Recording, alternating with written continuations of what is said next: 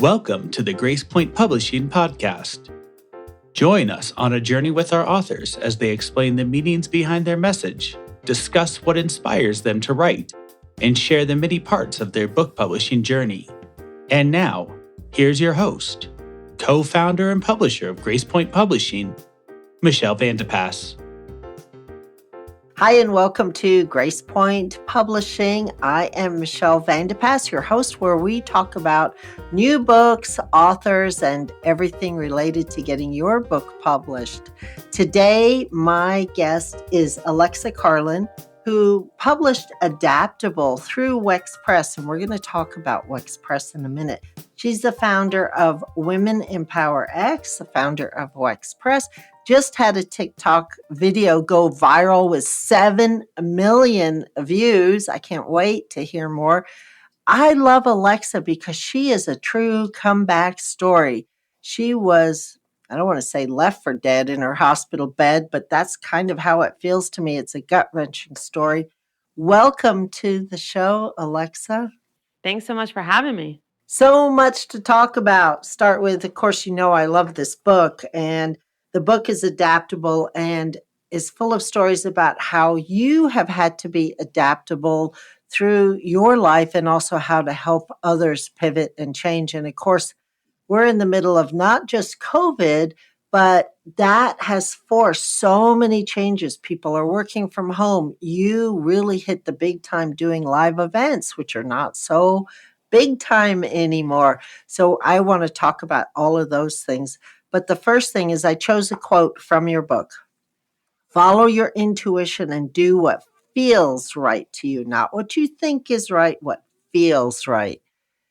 How do you know the difference between what you think is right and what feels right? That's a good starting question. So there's been so many times along my journey where I've listened to what I think I should do or what other people are saying you should do, right? I have a chapter called The Shoulds of Life. And I think it's really important to learn throughout your journey to tap into your intuition. And the difference really is, what are you following? Are you following a feeling that brings about excitement or pulls on your heartstrings, or are you following a logical response? Sometimes it's the same thing, which is great, but sometimes and many times they're different. It's so easy to follow what other people are saying, to follow what society is telling you to do, or to follow a logical example of what you should do. And anytime I've followed what I think I should do that wasn't aligned with my true feelings of what I know is right for me and aligned with my purpose, I always end up pivoting down the road. And that's what I've learned through a lot of experience. But I always go back to this feeling of, when you think about it, does it bring about a level of excitement? Do you feel an emotional response? And a lot of times, if that emotional response is positive, you should follow it. If it's negative, then you know that you need to pivot in some way. I love that, because what I heard you say, and tell me if I understood this correctly, when it's correct, your mind and your heart align. I do find that true. And sometimes it takes a little bit of trust and surrendering to the flow.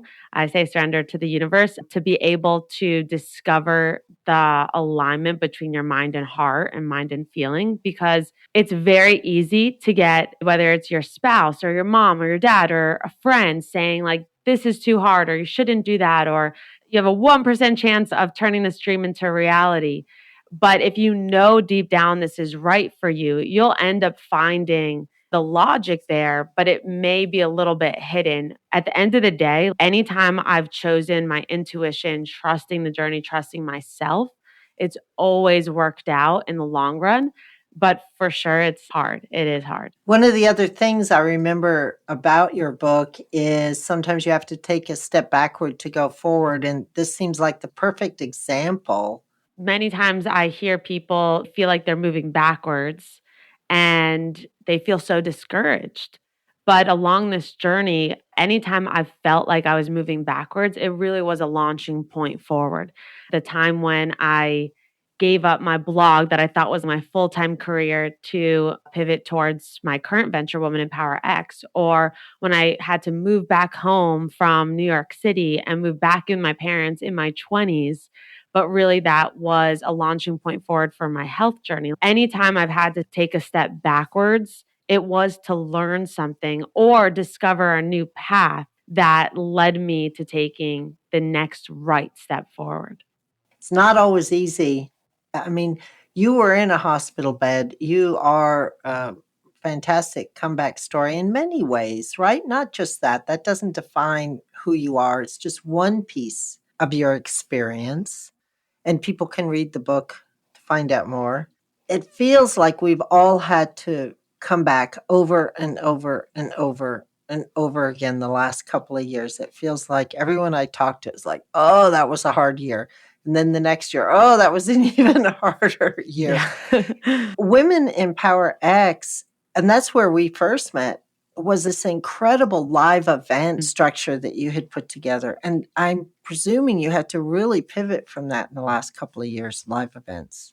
Oh, definitely. I mean, when the pandemic hit, we basically lost our entire business. Outside of brand equity and my own reputation, everything was start from scratch. I was doing in-person conferences, 2 to 3,000 women per event around the country, and I'm a public speaker. So I was speaking at universities, corporations around the country, and all of that was gone in a split second. So I was like, how am I going to make money? How am I going to be able to support my team, support my life, like all of these questions? It was for sure challenging. And there was times where I felt like I worked so hard to get to this point where finally getting big sponsors, and then another big obstacle comes my way. And I sat in that for a while. Why did this happen to me? Until I remembered life's journey, that everything, I truly believe everything happens for you for a reason, but it is your job to discover what that reason may be. For some time, I was listening to everyone else and trying to put a band-aid on the pandemic, basically on my business, to say, oh, this is only going to last a few months. Let's do this. This can help us make money in the interim. And then all of a sudden, months, a year, a long time passes, and that Band-Aid slowly peels off. And we saw that with a lot of companies. We saw that with a lot of careers. We saw that with even working moms from home. I've realized I had to learn how to truly adapt to the things that I could not control, just like I did with my autoimmune disease that's chronic, debilitating. I had to learn how to adapt, just like I've had to learn how to adapt with so many different things, like all of us along this journey.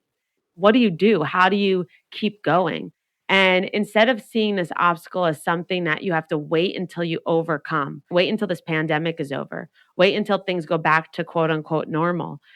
This is your life happening right now, right here. And I never think that you should just wait to overcome these obstacles, turn these obstacles into opportunities. And so that's what I did. I started virtually speaking. We did a virtual conference, but then we completely pivoted our business model where our mission is the same: elevate diverse voices in business, really help women grow their business and brand by using their authentic voice. But now we're focused on really educating women through public speaking courses, as well as helping women get published through Wex Press. What helped me get to this point, which I describe in one of the chapters of the book, is creating that non-negotiable list of what's really important and non-negotiable to me as an entrepreneur, as a founder, as a leader, as a woman, that I want in my career.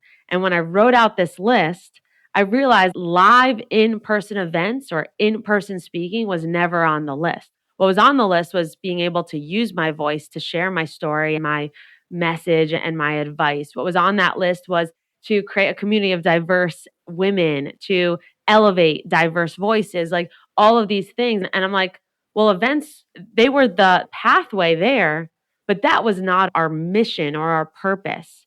There's a lot of different ways to get to where you want to be. And I always say, don't give up on that first try. The pandemic was another opportunity for you to really focus in on those non-negotiables. And I love that you say you had to adapt, because adaptable is the name of your book, How to Lead with Curiosity, Pivot with Purpose, and Thrive Through Change. Do you think live events are going to come back for you, or have you 100% pivoted to Women in Power X being mostly online? So our business model for sure has changed and it will remain an online platform. But I love events. I love in-person connection. I'm all about community. We plan to bring back an annual event. So instead of all around the country, one big event where people come, connect, same mission, same energy, same inclusivity and all of that. We are planning to hopefully have that in 2023, but it will be more of a marketing line item than our revenue generating activity. I can't wait. So, as part of publishing your book, what was the most surprising thing to you now as a published author? There was a lot of different things that were very surprising. One was, this was surprising in a really good way, that once I worked with a book coach through the Grace Point team and got all my ideas out of my head onto paper and organized them. I have so many stories. Karen was like, this is 3 books, Alexa. But once I did that and figured out the theme of adaptable as this book and wrote out all the stories I wanted to include, I wrote this in less than 6 months and it flowed so easily. I would wake up in the morning, pick whatever I felt that I could really get the emotions across, and it just flowed. That was very surprising in such a good way. And I think that was the biggest holdup and why it's so amazing working with a publisher, working with a team that understands the writing process. Because once I got out of my head, I was able to write freely. Another thing that was super surprising was because I wrote the chapters out of order, because this is not a chronological book, and I really wanted to write based on how I was feeling. A lot of the stories I pulled from past journals to not write based on a memory, but write based like I was back in that moment. So if I was feeling super energetic and happy one morning, I wouldn't write about my near-death experience or an autoimmune struggle. I would write the chapter on like the flag football, embarrassing story or something that was a little bit different. And then the days that I felt really in tune with my feelings and emotions, I would write those harder chapters on resentment or illness or whatever those chapters were to get that strong emotion across. So then trying to put this in order in a way that wasn't chronological but made sense to a full front to back story was very hard. So that was definitely surprising. There's so many different things, but for sure, if I didn't have that support, my stories would still be on a Google document. And that's part of the support you're offering other people through Wex Press, too. If there are women who are interested in publishing a book, we've partnered together for you to offer support. So talk to me about what your goals and dreams are through Wex Press. So I've heard so many amazing, incredible, inspiring stories from women of all different walks of life, all different industries, all different ages. And their story needs to be told, their story needs to be heard. So many times it's the roadblock of not knowing what to do, what that next step is. And we understand the self-publishing journey is very hard. You need to understand business, you need to understand the publishing industry, you need to be able to find all these different freelancers to get your book out there.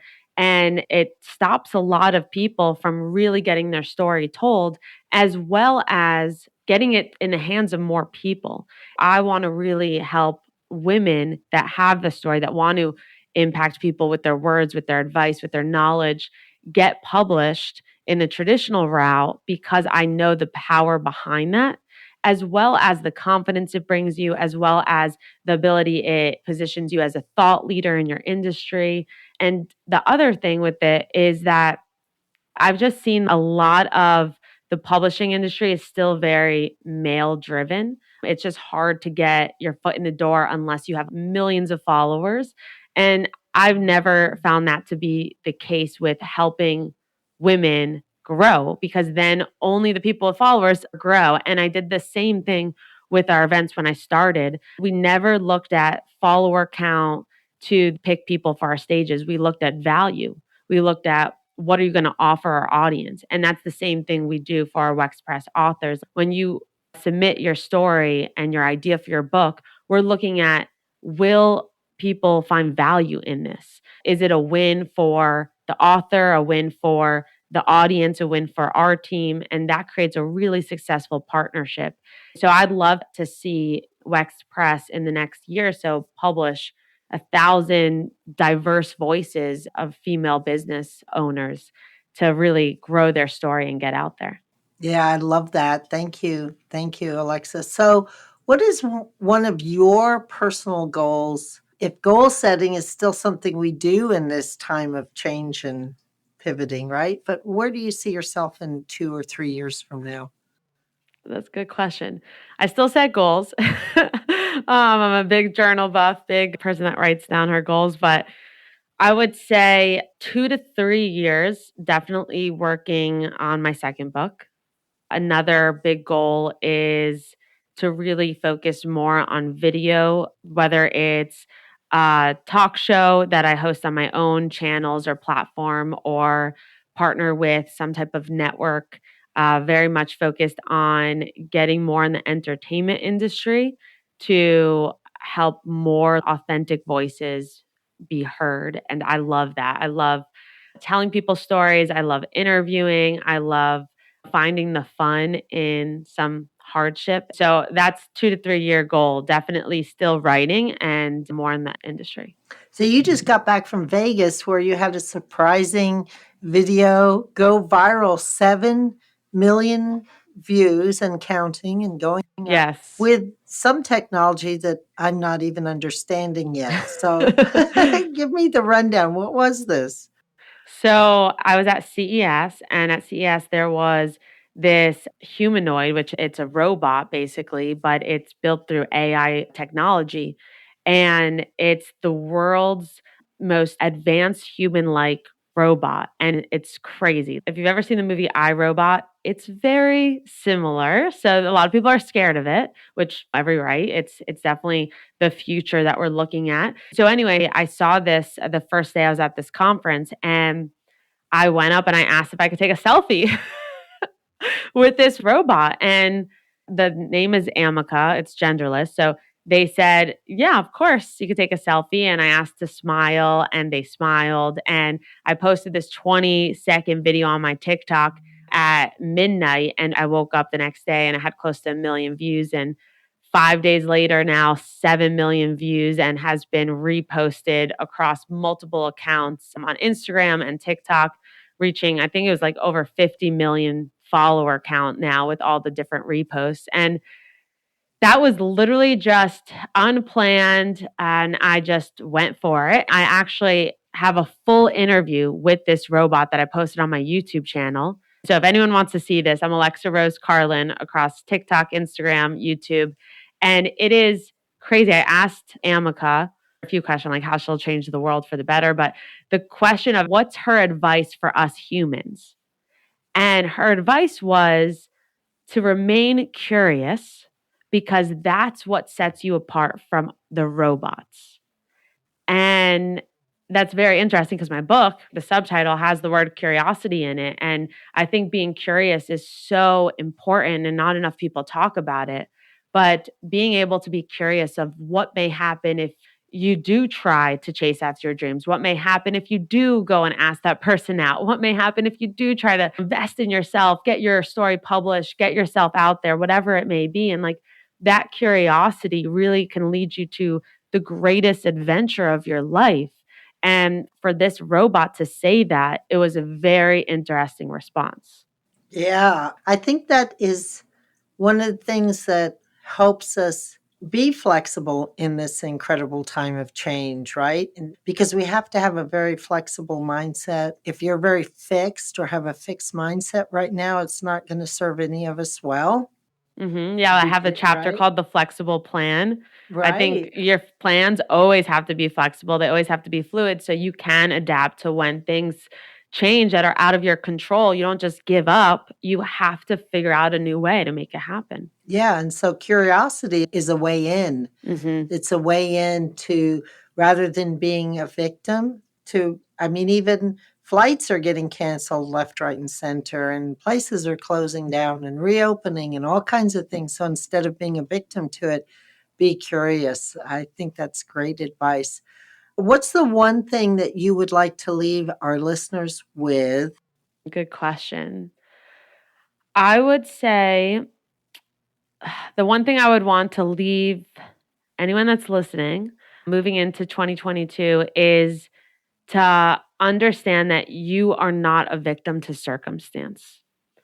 There are so many circumstances that are not your fault, out of your control, but it is your choice to not be a victim. It's very easy to be victimized by circumstance. I mean, I was victimized by my autoimmune disease, by my near-death experience, by feeling like all my dreams were taken away from me at such a young age because of my health. It was definitely a mindset that led me to so much darkness. But I realized that, yes, I don't have a choice over this illness, over this chronic thing that's forever part of me. But I do have a choice of how I choose to react to it, of how I choose to accept it and really become a thriver versus a survivor. So moving into 2022, know that you do have a choice over that.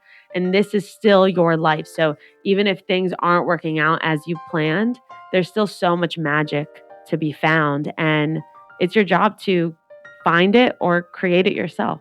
Beautiful. Be curious, find and create the magic.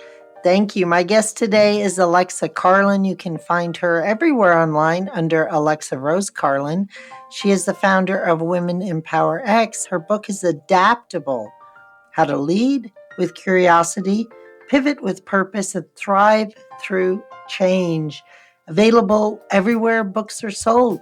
Thank you, Alexa. Thank you so much. Thank you for joining us on this episode of the Grace Point Publishing Authors Podcast. We can't wait to talk more next time as we introduce you to another one of our amazing authors. Make sure you hit subscribe on your favorite podcasting platform so you never miss a single episode of the Grace Point Publishing Authors Podcast. To find out more about our authors and to see how we can help you publish your book, head to gracepointpublishing.com. Keep writing. Keep creating. Your words matter.